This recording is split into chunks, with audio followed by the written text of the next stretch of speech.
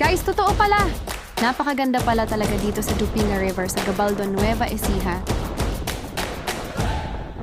Napapaligiran siya ng mga bundok. Ang lakas ng hangin, guys! Ang lamig at ang sarap pagmasdan ng mga kabundukan.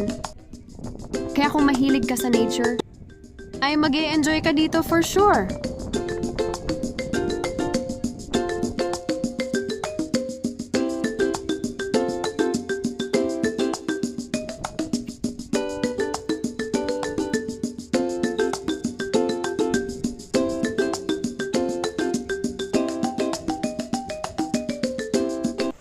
Masyado maaga pa nung dumating kami dito, guys. Siguro mga around 6:45 ng umaga.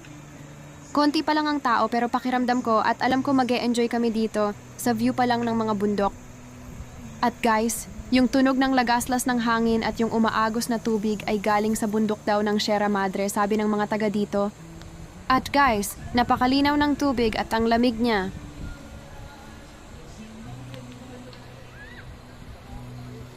Tignan nyo guys kung gaano kalinaw ang tubig, tapos napaka-refreshing ng hangin. Ang ganda talaga dito guys.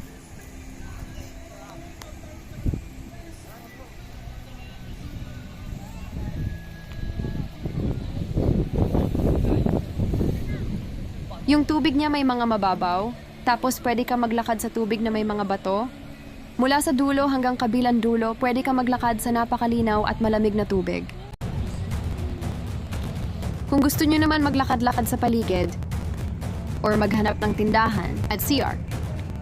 At isa pang maganda dito guys, kung nakalimutan nyo magdala ng kawali pang luto-luto, may mga tindahan guys na nagpapahiram ng kawali. Basta iwan nyo lang ang ID nyo para sure na isosoli nyo, diba? Meron naman pinapaarkila nila mura lang. Meron din mga naaarkilang salbabida na I'm sure mas mag-e-enjoy kayo pag meron salbabida. Yung parang gulong siya na pwede ka magpaanod sa daloy ng malinaw na tubig. Kasi guys, yung tubig ay may part na rumaragasa siya na mababaw lang naman.